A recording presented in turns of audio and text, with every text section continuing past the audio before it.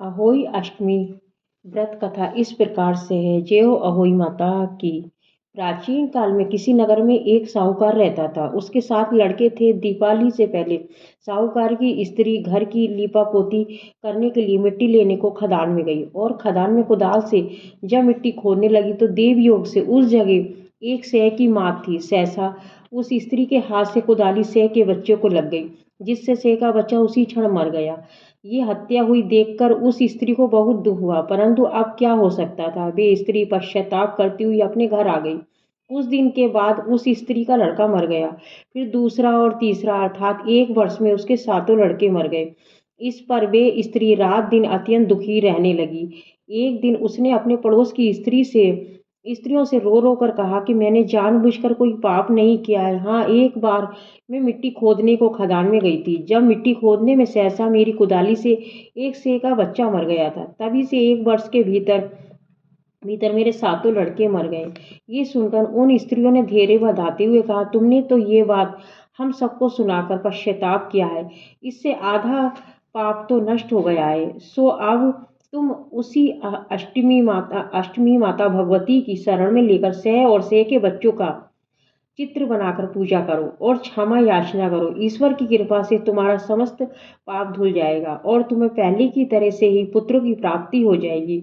उन सब की बात मानकर उस स्त्री ने कार्तिक मास की कृष्ण पक्ष की अष्टमी को व्रत किया तथा हर साल व्रत व पूजन करती रही। फिर उसे ईश्वर की कृपा से 7 पुत्र प्राप्त हुए। तभी से व्रत की परंपरा चली आ रही है।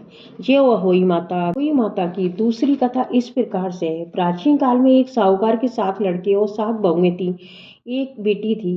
दिवाली से पहले कार्तिक मास की बड़ी अष्टमी को 7 बहुएं अपनी इकलौती ननद को साथ में लेकर जंगल में खदान में मिट्टी लेने को गई थी। जहाँ से वे सब मिट्टी खोद रही थी, वहीं स्याऊ माता की मांद थी। मिट्टी खोदते समय सह का बच्चा मर गया।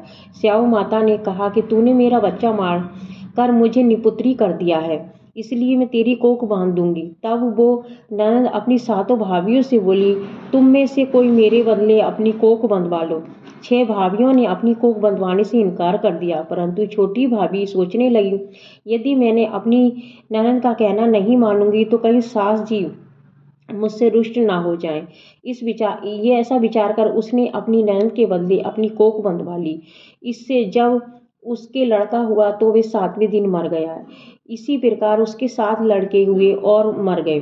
तब एक दिन उसने जोशियों को बुलाकर पूछा कि महाराज, जाने क्या बात है कि मेरे जो संतान होती है वे 7वें दिन मर जाती है, सो इसका क्या कारण है। तब पंडित जी बोले कि ये देवी, तुम सुरई गाय की पूजा किया करो, क्योंकि सुरई गाय स्याऊ माता की बहन है। वो तेरी कोख छोड़े तो तभी तुम्हारा बच्चा जी सकता है।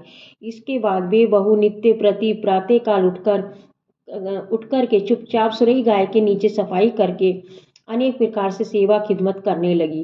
गौ माता ये देखकर साहूकार के बेटी की बहू नित्य प्रति मेरी बहुत सेवा करती है, और माता उससे बोली, तू मेरी बहुत सेवा करती है, इसलिए मेरी आत्मा तुमसे बहुत प्रसन्न है, इसलिए मांग ले, मुझसे क्या मांगती है। साहूकार के बेटे की बहू बोली, स्याऊ माता तुम्हारी बहन है, उन्होंने मेरी कोख बांध रखी है, सो आप कृपा करके अपनी बहन से मेरी कोख खुलवा दो। उस दुखियारी की बातें सुनकर गौ माता बोली, अच्छा। एक दिन गौ माता उसे साथ ले 7 समुद्र पार अपनी बहन के पास चल दी। मार्ग में बहुत धूप कड़ी पड़ रही थी, सो वे दोनों एक पेड़ के नीचे की छाया में बैठ गए। थोड़ी देर में वहां एक सांप आया। उसी वृक्ष पर गरुड़ पंखनी ने बच्चे दे रखे थे। सर्प उन बच्चों को डसने लगा। तब साहूकार की बहू ने उस सर्प को मार करके ढाल के नीचे दबा दिया और उन बच्चों को बचा दिया। थोड़ी देर में गरुड़ पंखनी आई तो वहां खून देखकर साहूकार की बहू के चोंचे मारने लगी। तब वह बहू बोली, मैंने ही तो तेरे बच्चों को सर्प के मार से रक्षा की है, तू मेरी ही दुश्मन हो गई। साहूकार की बहू की बातें सुनकर गरुड़ प्रसन्न होकर बोली, तूने मेरे बच्चे बचाए, इसलिए मांग क्या मांगती है। वे बोली, हमें 7 समुंदर के पार स्याऊ माता के पास पहुंचा दे। तब गरुड़ पंखड़ी ने उन दोनों को अपनी पीठ पर बैठाकर लंबी उड़ान भरकर उसे 7 समुद्र पार स्याऊ माता के पास पहुंचा दिया।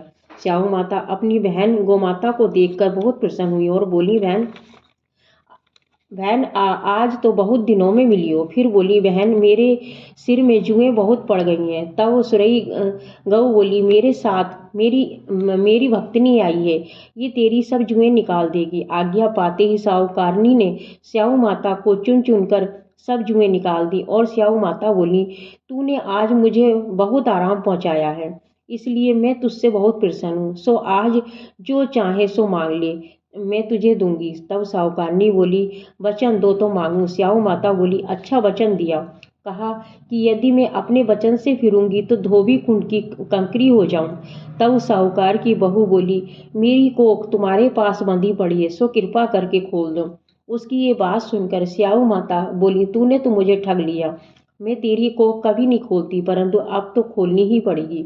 जा, तेरे घर में तुझे तेरे 7 लड़के और उन 7 की बहुएं मिल जाएंगी। तू घर जाकर मेरे साथ उजमन करना, 7 वही बनाकर 7 कढ़ाई करना।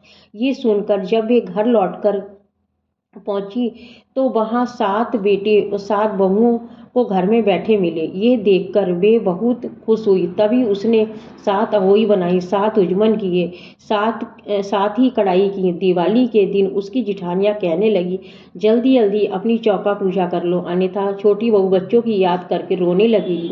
थोड़ी देर में उन्होंने अपने बच्चों से कहा कि चाची के घर जाकर देखाओ, आज वो अभी तक रोई क्यों नहीं। बच्चों ने आकर कहा, चाची अहोई बना रही है, वो तो खूब उजमन कर रही है। ये सुनते ही उसकी जिठानियां दौड़कर उसके घर आई और जाकर कहा, तूने अपनी कोख कैसे छुड़वाई। वे बोली, तुमने तो अपनी कोख बंधाने से इनकार कर दिया था, पर मैंने अपनी छोटी ननद का ख्याल करके अपनी कोख बंधवाई थी।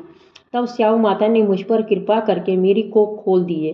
जिस प्रकार मेरी कोख खोली, उसी प्रकार संसार की सभी नारियों की कोख खोल देना। ये कहानी जो सुने स्याऊ माता उस जिसे सुनाए, जो हुंकारा भरने वाले सब परिवार की नारियों की कोख खोल देना। यही हम सबकी तुमसे विनती है, ये स्याऊ माता।